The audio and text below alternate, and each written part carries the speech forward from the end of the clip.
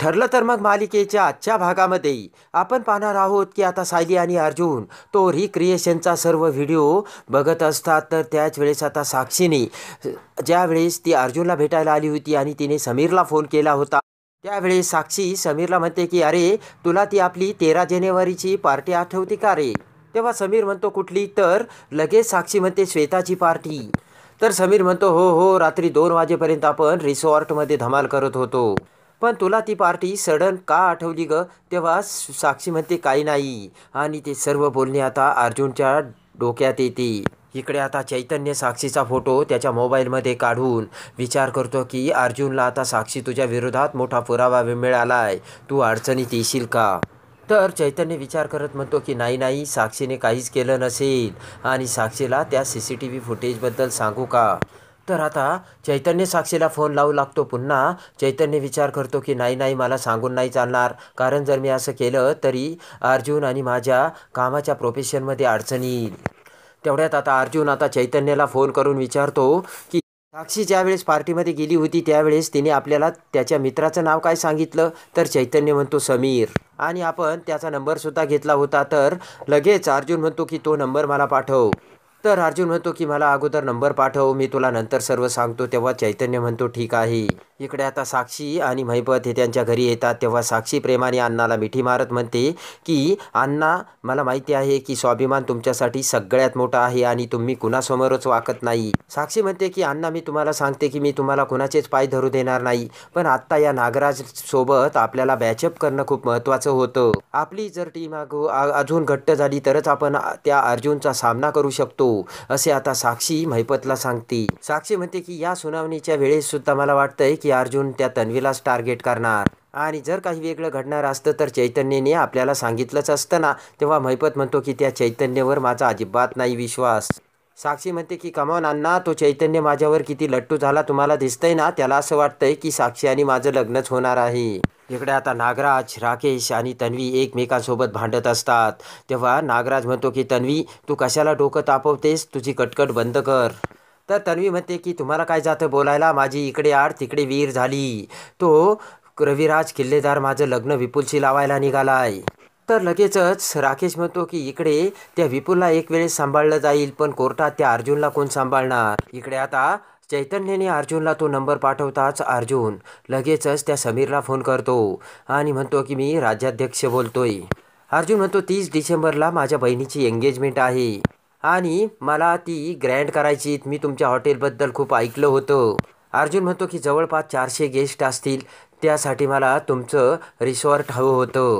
समीर म्हणतो असेल ना, पण तुमच्या काही रिक्वायरमेंट होत्या का? तर अर्जुन म्हणतो की मला किती जरी पैसे खर्च झाले तरी चालतील, पण इव्हेंट असा ग्रँड व्हायला हवा.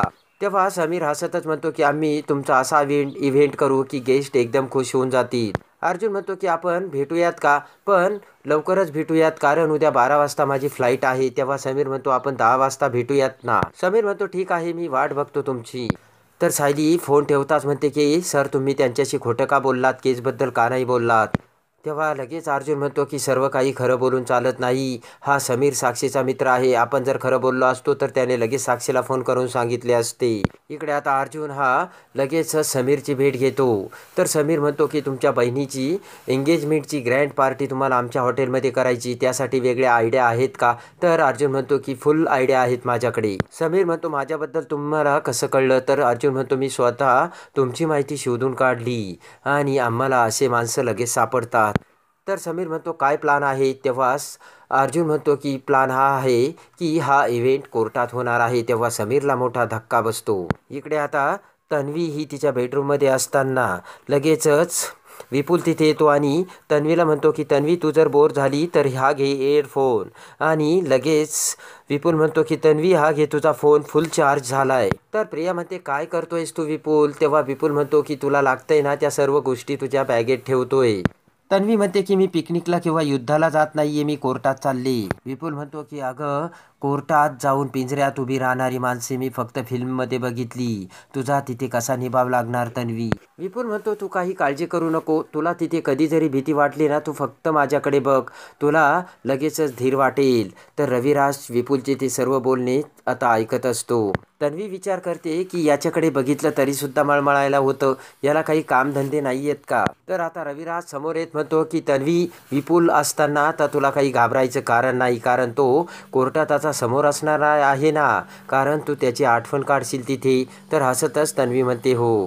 इकडे समीर अर्जुनला म्हणतो की तुम्ही काय बोलताय मला समजलं नाही. तर अर्जुन म्हणतो की त्यात तुमची चूक नाहीये. माझ्यासारख्या लॉयरला समजण्यासाठी कोर्टातच यावं लागतं. तर समीर म्हणतो, कोण आहात तुम्ही?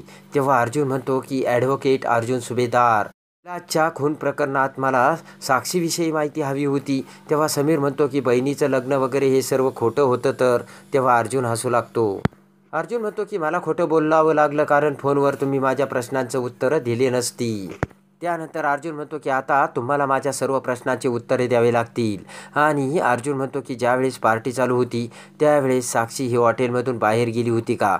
तर समीर म्हणतो नाही, पूर्ण वेळ ती माझ्यासोबतच होती. अर्जुन म्हणतो की समीर, साक्षी शिकरेने तुम्हाला उत्तर देण्यासाठी जे सांगितलं ना ते हे उत्तर आहे. खरं काय आहे ना ते मला ऐकायचंय. तर अर्जुन म्हणतो की चला मी तुम्हाला एक गंमत दाखवतो आणि ते बघितल्यानंतर तुम्हाला खरं ते आठवायला लागेल. लगेच अर्जुन त्याला एक व्हिडिओ दाखवतो. तर अर्जुन त्याला म्हणतो की तुमच्या हॉटेलच्या ग्रँड पार्टीमध्ये चालणारा हा व्हिडिओ आहे. तो व्हिडिओ बघून आता समीर खूप घाबरलेला असतो. अर्जुन म्हणतो की चला आता लवकर सांगा, नाहीतर तुमच्या हॉटेलमध्ये घडणाऱ्या खूप इलिगल गोष्टी माझ्याकडे आहेत. अर्जुन म्हणतो की चला आता खरं खरं सांगायला लागा, नाहीतर मी तुम्हाला या इलिगल गोष्टीमुळे 20 वर्ष तुरुंगात पाठवील. तेव्हा समीर खूप घाबरतो आणि अर्जुन म्हणतो की तुम्ही जर साक्षीला हे सर्व सांगण्याचा प्रयत्न केला तर तुम्ही टाईम जेलमध्ये जाल आणि तुम्ही जी काही कमाई केली ना ती सुद्धा जमा करण्याची गव्हर्नमेंटकडे माझी जबाबदारी असेल. तेव्हा आता समीरच्या तोंडचे पाणी पळालेले असते. इकडे आता कोर्टात येण्यासाठी चैतन्य निघालेला असतो. तर लगेचच घरातून बाहेर पडताना चैतन्य विचार करतो की आज अर्जुन साक्षीची काय अवस्था करेल ना ते मला बघवणारच नाहीये. तेवढ्यात महिपत आणि साक्षी त्यांच्या गाडीतून कोर्टासमोर येतात. तर लगेचच साक्षी ही चैतन्याला बाय बाय करते. तर आता चैतन्याला काय बोलावे आणि काय नाही कळत नसते आणि गुपचूप चैतन्य आतमध्ये निघून जातो. तर आता महिपत म्हणतो की ह्या मांजर शेपूट घालून का पळाला? अर्जुन आपल्याला एकत्र बोलताना बघेल म्हणून त्याचं टेन्शन आलं आणि म्हणून तो गेल्याचे आता साक्षी महिपतला बोलते. इकडे आता सायली आणि कुसुमसुद्धा कोर्टात येण्यासाठी निघतात. सायली म्हणते की आता अगं आपली बाजू अजून भक्कम झाल्याचे यांनी सांगितले. तर कुसुम म्हणते काय बोलतेस? लगेचच आता सायली आणि कुसुम अर्जुनच्या कारमध्ये बसतात. तेव्हा कुसुम शेजारी सायली ही पाठीमागे बसलेली असताना अर्जुन म्हणतो की कुसुमताई, मी काय पुढे एकटा बसून गाडी चालवायला तुमचा ड्रायव्हर नाहीये. अर्जुन सायलीला पुढे येण्यासाठी सांगतो. तर आता सायली पुढे येऊ लागते. तेवढ्यात कुसुम हात धरत सायलीला म्हणते की तू नको पुढे जाऊ, तू काय त्याच्या लग्नाची बायको आहे का? सायली कुसुमला गप्प करायला सांगते. तेव्हा कुसुम म्हणते तू थांब सायली, मी याची मनमानी नाही चालू देणार. तर अर्जुन म्हणतो की सायली तू जर पुढे आली नाही तर मी येणारच नाही. तर घाबरतच सायली म्हणते नको नको मी पुढे येते. तर कुसुम म्हणते की अरे तू धमक्या कुणाला देतो? तर तेवढ्यात कुसुम म्हणते थांब मीच पुढे येते आणि पुढे येऊन बसते आणि म्हणते की चल आता भरली पुढची सीट, चालव गाडी. तर अर्जुन रागाने कुसुमकडे बघतो. तर आता इकडे कोर्टामध्ये सुनावणी चालू होती. तेव्हा अर्जुन साक्षीला म्हणतो की ज्या वेळेस पार्टी चालू होती त्यामध्ये 2:46 तुम्ही बाहेर पडलात, त्याच्या अगोदर तुम्ही बाहेर पडला होतात का? तर साक्षी म्हणते नाही. लगेचच अर्जुन जजेसला म्हणतो की त्या पार्टीमधून कोण कधी बाहेर पडलं हे त्या CCTV फुटेजमध्ये आहे. आणि लगेच अर्जुन ते CCTV फुटेज कोर्टाला दाखवतो. त्यामध्ये अर्जुन म्हणतो की साक्षी शिकरे या 9:17 येथून बाहेर पडल्या आणि 10:46 त्या पुन्हा रिसॉर्टमध्ये आल्या. म्हणजे त्या खोटं बोलल्या असल्याचे आता अर्जुन कोर्टाला सांगतो. आणि साक्षीचे सर्व अंडी पिल्ले आता अर्जुनने बाहेर काढलेली असतात. तर आता अर्जुन साक्षीला कशी शिक्षा देतो हे बघण्यासाठी आणि ठरलं तर मग मालिकेच्या डेली अपडेटसाठी आपल्या चॅनलला लाईक करा, सबस्क्राईब करा.